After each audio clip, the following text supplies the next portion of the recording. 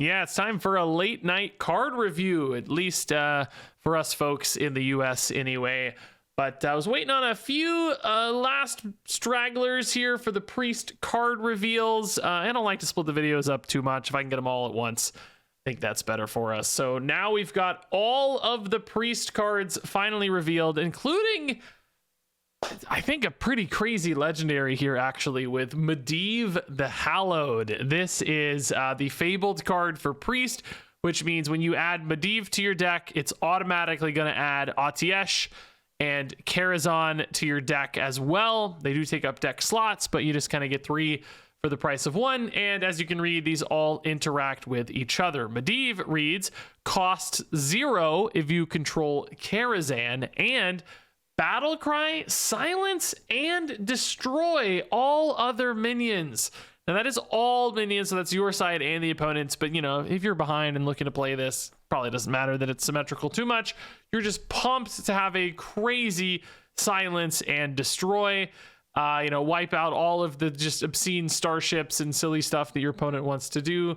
Get rid of all that value sometimes off silly death rattles and stuff, and the board presence on top of that. And then we have Atiesh. The weapon here is a 1/3. This costs 0 if you control Medivh. So depending on which one you have, you kind of create this chain where, maybe the other ones all cost 0 if you have them in hand. Or if you have all 3 in hand, obviously. Once you get to 10, you can create that chain. But the effect here is also nuts. Double the damage and healing of your spells. And that does not appear to lose durability when you do that. So that is just infinite. Like once you get that equipped, every spell has double damage and healing, which that sounds kind of insane. Maybe not quite as cheesable as stuff like Prophet Velen in the past, where you get like multiple copies and stack those doubles up and stuff, but still at a baseline, kind of insane. Lifesteal cards in particular, if they deal damage, like deal double damage, and then on the return are going to deal double healing. I think they might deal like 4x healing, basically. It's just kind of nuts to think about. And then finally, Karazhan the Sanctum, which, by the way, it appears that Medivh found religion, so now he's a priest and cares about the light instead of purely magic stuff. So it's now a sanctum, I guess. Anyway, it costs 0 if you're wielding Atiesh. Wielding is a cool word to use, by the way. And summons 2 random 8-cost minions, and that has 2 durability. So that's probably the least compelling in its own right, but honestly still not bad. 2 random 8 drops could still be nice. It's not as good as something, like Nebula and Shaman, where you get to pick them and they have taunt and can't be targeted. Clearly that's got a lot more upside, but it's still potentially some solid bodies, and you get 2 hits on it, so that does help. Not to mention, it might be the best way to I don't know, maybe start the chain, I guess. Although I don't know, it doesn't really matter, I guess, how you start the chain exactly. But I guess, well, you don't really start the chain. Oh no, you can't start the chain with Medivh, because if you play Medivh, then Atiesh goes to 0. Yeah, it doesn't matter. You can start the chain with any of them, right? So if you play Atiesh, you can go Karazhan into Medivh. If you play Medivh, you can go Atiesh into Karazhan. And if you play Karazhan, you can go Medivh into Atiesh, right? So yeah, either way, you're just basically spending 10 to get 30 if you have them all in hand. Now, getting them all in hand is challenge number 1, but by turn 10, it's not that crazy that you'd have 2 or even 3 of these by those stage. Particularly, there are probably some ways to tutor these out with high cost things. In particular, I think Talon is still around, actually, for the record. So something like a Talon could just find one of these for you, and Priest has other ways to discover and find cards. But it's, I guess the question is then is it worth spending 10 mana on this stuff? I think yes. I think the effects on Atiesh and Medivh are absolutely worth 10 mana.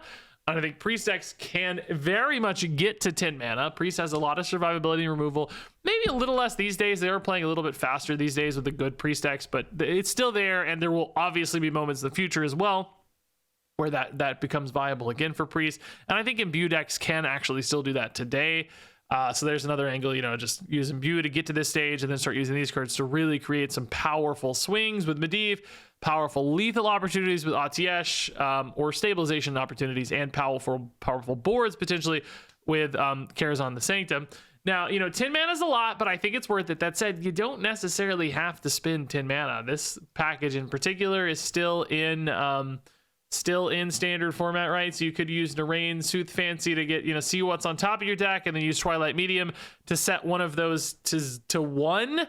you know, and then, you know, yeah, you've had to down turn 5, but if you're playing Medivh on turn 6 for 1 mana, you're not going to care necessarily that you had a down turn 5 because you have a crazy swing card, right? Suddenly it's like, oh my god, this is absolutely enough to stabilize. Maybe even Atiesh could be with the right spells in hand, right? A 1 mana Atiesh could be insane. And if you have the other stuff in hand, you know, you're getting 2 for 1. Suddenly Atiesh for 1, also Medivh for 0, and it's like, good god, what a crazy swing turn is possible. So it might be worth it to run stuff like Twilight in the deck for that that upside and that you know, cheat out potential, but you also might not need to. I think just getting to turn 10 is actually kind of reasonable for a control priest deck, you know, and then this creates enough punch that alongside the kind of infinite value and upside of Imbue, you might eventually just generate enough damage off Atiesh to actually kill the opponent. It's not like a totally all-in win condition in and of itself, but it's enough of an incremental addition to other win conditions. That is a cool rhyme. Rapper Regis here, Rap God Regis, that I think it's going to be worth it. And the swing in particular on Medivh is just completely insane on this. So I do actually think this card looks really, really strong, even for 10 mana. I think it packs the punch necessary for a 10 mana card to be powerful. And I think it is enough reason to actually run a control priest deck and make this work. So in other words, I think this is going to be quite strong. All right, so moving on to the next priest legendary here. This is kicking off a little bit of a like kind of hand buff, health buff package in priest. Eternus is a 6 mana 6/2 dragon with battle cry. Take control of an enemy minion with this minion's health or less. So pretty cheap mind control style effect. You know, we've seen similar, I guess, with like Sylvanas as well, but this one's nicely targeted, kind of like, I guess, the Infuse Sylvanas of old, but, you know, limited by this health, which at a baseline with 2 health, not a lot of things you're going to want to target at 2 health or less. Like, yeah, technically you could like damage something big down to 1 health or whatever and then take control of it, but that's like extra work and it doesn't feel good because you're getting a damage target yourself. Like, you're getting a card that, you know, it doesn't feel good to get. It might be worth it on occasion, but that's not the goal. The goal is to buff this card's health a bunch, so you get this up to 10 health, and then, you know, your targets rapidly improve, and then suddenly, you know, you can take your opponent's awesome 8/8 or whatever, hopefully with some upside, and also develop your own 6/10 in the process and create a really nice mid-game swing kind of play, which is going to be possible with some of these like hand buffing cards. So I'm just going to run through all these quickly. We'll revisit them in more detail, but I just want to give you the context here to get an idea for how like consistent or easy this is going to be to do. This is a 3 mana 2/2 battle cry. Draw minion, give minions in your hand plus 2 health. So, you know, already up to 4. Power word barrier, give a character divine shield, which you can use on your hero if you have to, if you don't have a minion on board. Give minions in your hand plus 2 health. You're already up to 6, and that's kind of a 2 and a 3 play. This guy is another kind of reward for this package, not a buff, but the cleansing light spawn deals damage to an enemy minion equal to this minion's health. So actually, this is a really swingy lifesteal card, by the way. Like, this could heal a lot, because if you push this up to 7 or something, that's a crazy swing on board for 4. Which seems nice. The Divine Augur here is going to set the attack and health of every minion in your hand to the higher of the 2 stats, which potentially could be a big buff on your Eternus, because it could just set it right away to a 6/6, which helps. You know, maybe on turn 6 you catch some big 5/5s or something. But do keep in mind there's a little bit of a weird interaction there with Augur and specifically Eternus, because if you've already played a couple of these health buffers, right, and you've already gotten your Eternus to like a 6/6 or even a 6/8, then Augur's not really going to add health. It's going to either do nothing because you've already buffed enough, or if your health is actually bigger, you might buff the attack on Eternus, which is fine. You know, like, okay, I got a little extra attack, but that's not really the goal. You probably want to get Eternus as big as possible. So there is just a little bit of a weird interaction here where this card, like, it's obviously part of the package, but in a weird way, it kind of gets worse with Eternus. Other minions might be fine, you know, because like suddenly your cleansing light spawn, you know, goes up to like 7/9 health or whatever, and you make it like a 7/7 or a, you know, a 9/9 or whatever, and you're pretty excited that you now have a really high attack value on it. But for Eternus, you really want to focus in on that health. So this one's just not the perfect synergy. We also have the Amber Priestess here. This one, again, kind of a reward, restoring health to a character equal to this minion's health. So more of a payoff than a setup. And that's the package, right? So it's really kind of just Barrier and Dove that are buffing the health. So, you know, if you play this like on turn 2 and then on turn 3 and maybe you played another one on turn 4, like, yeah, you can get this guy up to 8. I'm sure there's other ways as well that we will find in the neutral set. I haven't even looked that much to get some normal hand buffs. I think we already saw like a neutral card that can do a normal hand buff, like +1/+1. So, you know, there's other ways, both I'm sure in Priest and otherwise, to get this health a little bit higher. But I don't know, man. Like, I think for this card to work, you're going to have to commit to this health hand buff package.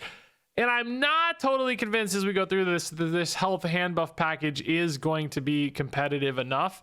It looked a lot worse earlier this morning before we saw the cleansing light spawn. Like, I think this card is actually the biggest and best payoff here, where maybe that you could use this kind of hand buff package as like your early game stabilizer in more of a control priest deck, because suddenly now, you know, you've got some like big healing and stuff, some swingy stuff. Like, this is the kind of early to mid game control card where, you know, you're just drawing things off of your dove, you're giving yourself maybe divine shield to stay alive, you're using this as a big heal and swing in the mid game. And then it's like, okay, this gets me into the Medivh, right? Is this enough of a little cohesive package that's powerful enough to be that core in a control deck? Or are you maybe just better off going with something like an Imbue package, for instance? Obviously, as Imbue rotates out, maybe this rotates into that slot in future metas, you know, but for now, I think it's okay. I can kind of see it getting there, but it feels like it's not enough. And maybe this as the centerpiece legendary isn't quite rewarding enough either, even though when it does hit, there are going to be some moments where this does feel like a really powerful stabilizer. And if you just keep stacking it up, you know, if you play 4 of those cards and this gets up to 10, 12, 14 health, you can get some really big targets, maybe not the crazy big starship stuff, but there's also, I'm sure, some debuff options in Priest as well, where you can lower the health, whether that's, you know, like the Glade Ecologist, for instance, right? Like, you could use something like this, -2 health to an enemy thing. Like, okay, sometimes use that to kill stuff. Maybe use that to help your Eternus close some gaps, right? It's just, again, it's more work. It's more effort put into this, and the payoff is still, I think it's good, but just not crazy and not always game winning. And it takes a while for it to be game winning. And there's just always like, the bigger and scarier the thing is, the harder this has to work to do it. So it's just like always kind of ratcheting it up. The better you want this to be, the more work it requires. You're kind of always chasing yourself in order to make this card really good. And I think that could be a challenge, to find those sweet spots where this has the right moment, the right health, and the right target. That's tough, but it is really swingy when it hits. So it's basically, I'm saying it's right there in that 3-star range, where I think this package is kind of fringe, kind of off meta, maybe tier 3, or maybe kind of the filler in an otherwise more cohesive game plan that does bigger, better stuff. So moving on to the Disciple of the Dove. I do think this card is maybe one of the best, probably the best setup card for this package, for the record, because this reminds me a lot of that old Paladin card we had from, I don't know, it was like from those old Stormwind sets or something. What was that from? Maybe it was literally from Stormwind.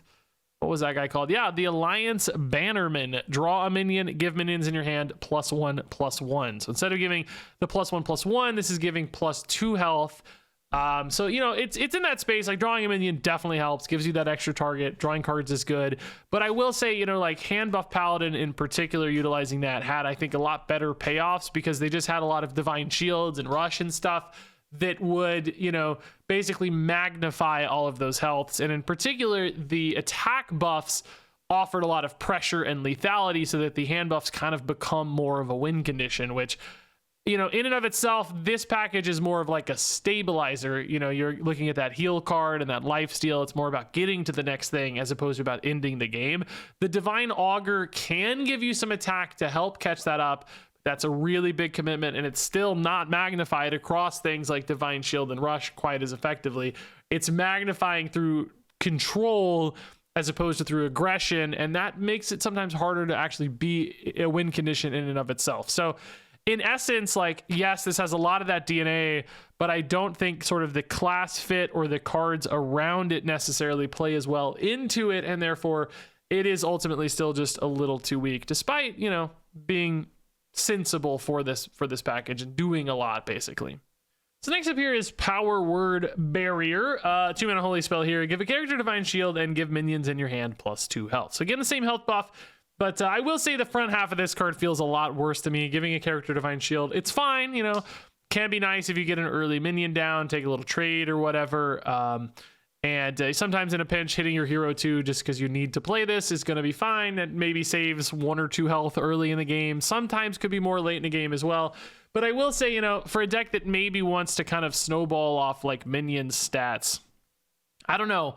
Number one, just having extra spells in hand is hard for those decks because they want a higher density of minions. Like if this was attached to a 1/1, right, you'd be way happier because you've got another minion in hand as a body basically to kind of absorb another buff. Whereas right now this is just a spell, so every extra spell you run just decreases the efficacy sometimes of those health buffs. So that's kind of tough in occasion, but you know, ultimately too, it's just does it do enough for that slot? You know, it's just taking up a slot, it's taking up a draw, doesn't refill the hand like the previous card. So it just feels like a weaker version of the same kind of thing. I feel like this is a card you feel like you have to run as opposed to a card you're excited to run, if that makes sense. So this one would really be the star of the show as far as I'm concerned. The Cleansing Lightspawn, 4 mana, 2/3 elemental, lifesteal, battle cry, deal damage to an enemy minion equal to this minion's health, which at a baseline here, not a good card, right? I don't think you're super excited about a 2/3 that deals 3. I think at a pinch, sometimes you'd be okay with it. You know, it's not all that different than some of the like, I don't know, the Demon Hunter Ball Hog stuff, but you know, that has Battle Cry and Death Rattle, and some of the kind of soft targeting and stuff is nice because that can also go face. You know, does not compete with that like 1-to-1, obviously, but those moments where you just need to deal 3, it's a little bit of a speed bump with lifesteal itself, like that's all okay. But it becomes pretty interesting with even just 1 health buff. I think already a 2/5 is much stickier on board, might take a couple hits, and then 5 damage can swing up a lot, and particularly with lifesteal, that's a big instant swing on health. So you could see some scenarios where even if you don't play this on turn 4, but even on like turn 6 or 7, the opponent's pushed you really far, you've got like maybe a 9 health heal here that can kill a big thing and heal you up 9. That's the kind of swing that does start to make all this compelling. The problem for me is like the cards you're running around this, man, they feel a lot tougher to me. Like I don't want to have to run Power Word Barrier to make my Cleansing Lightspawn good, even though I think my Cleansing Lightspawn could be really good with good cards. So it's just how much does the entire package, you know, you have to run it all. How much does it pull down the powerful cards, or do the powerful cards pull the package up enough to make it good? You know, in the olden days of Hearthstone, I think we used to could look at cards a lot more independently and kind of rank them one by one. These days, the game often is very synergy driven, and whether the package works or doesn't, you know, it kind of goes hand in hand. I'm worried this one's going to get dragged down by the package and therefore not be a great card. But if it works, this would be the standout of the show, I think. So next up here is the Divine Augur. This is a 5 mana 5/5 Draenei with battle cries that the attack and health of every minion in your hand to the higher of the 2 stats. So again, we talked about some of the implications here. You know, making this guy a 9/9 instead of a 2/9 or something is definitely a possibility. I think, you know, again, this deck does not have that like aggressively minded nature where the attack values become super compelling to me, unlike stuff like Handbuff Paladin in the past, or even like Handbuff Death Knight. I don't think it's there. Number one, because the only way to do that is through Divine Augur, and playing the Divine Augur is kind of a slow turn. Like you're just spending turn 5 doing this to set up for later. I don't think the swing back potential is high enough, and the aggression that this would often enable isn't really going to pay off at that stage of the game. You kind of want aggressive stuff to pay off earlier, or even on like turn 5. You know, you kind of need to be playing the big scary stuff on 5, 6, 7, and this is kind of pushing it all back. You're playing this on 5, you're playing the stuff on 6, it's not attacking until turn 7. It's all sort of delaying that chain a little bit too much. So I think, unfortunately, you know, this only works in combination with that other stuff well. I don't think you run this as a 1-of for like just Eternus to become a 6/6, anything like that. You know, the Inner Fire style decks of old and cards like that generally aren't competitive enough on their own. And again, it's just 5 mana is a lot for this sort of effect. So I think this card ultimately looks really, really slow and just doesn't push this deck in the right direction, essentially. And then next up here for this package is the Amber Priestess, a 2 mana 1/4 taunt. Battle cry, restore health to a character equal to this minion's health, which in a pinch is honestly a pretty nice little speed bump card for a control priest. I think regardless of any other stuff in this package, hand buff wise, I actually think this is kind of good. I think this is a card where maybe you're not super excited to play it on turn 2, but there might be moments it's okay. If your opponent has a couple 1/1s, you just play this out. Maybe you waste the heal, but you're just happy to get a 1/4 to kind of get something down, just get in their way a little bit. But then, mid to late game, I think this becomes interesting because a 4 health heal is still noteworthy. Like, it's enough. Sometimes that just adds up. Couple of these over the course of a game can buy you an extra turn or two, and the body on this is just kind of annoying. Like a little 1/4. It's not huge, it's not problematic, but it's just like, God, I gotta just like get through this, and I only have 3 attack values. Crap, I gotta send 2 cards into this stupid 2-drop, right? So in essence, like, it might heal you 8 straight up by healing 4 and blocking 4, but sometimes it could heal even more than that. Like, this could take 2 attacks from 3/3s, and suddenly it's like this little 2-drop kind of netted you 10 health at the end of the day, which that's a lot of time to buy for a control priest deck that's looking to get to Medivh stuff and really go ham later. So I think this card's actually really good as is. Generally, like, it's not enough to push the hand buff health stuff, but discover a hand buff health buff card like this here and there, and this gets a little bit better in an imbue deck or whatever, and it just gets that little extra boost here and there. That's probably fine. So in other words, I think this is kind of independently good. I actually like this card a lot for a control priest. Yeah, so next up here we have a couple like miscellaneous cards, I guess. This is Intertwined Fate, a 3-mana spell. It allows you to discover a copy of a card from your deck and one from your opponent's, which, discovering copies of stuff in your deck is good. You can find some awesome, powerful cards. Control decks can sometimes afford to spend more mana doing that. This has kind of like Shadow Visions vibes, I guess, right? But I will say, 2 things about Shadow Visions I like more. It's cheaper, number 1, easier to weave in. Number 2, it's a copy of a spell in your deck, so having that narrowed focus can help, because sometimes, right, you can pack your deck with like a few really powerful spells and find those. This is just discover a card, much wider range. You might find some small junk you don't want. You get 3 options, so that does help, but still kind of that wider range, it makes it harder sometimes to find the exact things you're looking for, which could be a risk. I'll also say that like discovering a card from your opponent's deck is fine, but sometimes will feel wasted. You just won't really care that much about the card from your opponent's deck. It's, maybe they're an aggro deck and you get little aggro garbage you don't care about, some synergy card that has a specific keyword, that does nothing for you in your deck. And it's like, okay, again, discovering helps because you can hopefully find something generally useful, but there will still be moments where it just hits dead and hits air. And ultimately, right, your deck is playing your game plan, theirs is not. So how often is that card actually going to be impactful? So in essence, are you paying a little bit of a mana tax here just in order to get something from your opponent's deck that you maybe don't like all that much? And then is that worth it? I think decks will find excuses to cut this in essence. Like, I just don't know. 3 mana's not crazy expensive, but it's just enough that it's going to have to outcompete a lot of other cards. It's just about opportunity cost sometimes. And you'll find things that are just more efficient for your game plan, I think, than this card allows you. So it's fine. It's totally fine. Probably going to be great sometimes off discovers and imbue and all that stuff, creating chains of value. It might slot into the bottom of some decks here and there. Not a bad card by any means, just not that like home run. And the next up here is Cease to Exist. This is a 3-mana spell with Rewind and Silence and Destroy a random enemy minion. So it's a deadly shot with Silence on it, which I actually don't hate this. I think in Priest, there's a couple ways this are interesting. Number 1 is in the meta, I guess. There's sometimes just boards where there's one big, crazy, scary thing out there. I'm looking at like Starships is always the example right now. Just some monster minion that you just have to deal with, and a Silence like this is great. So, when it's isolated, perfect, guaranteed hit, that's great. When it's not isolated, Rewind could still give you a chance to hit right. There's 2 things out there. Maybe you take a 50-50 a couple times and just hope that you hit well.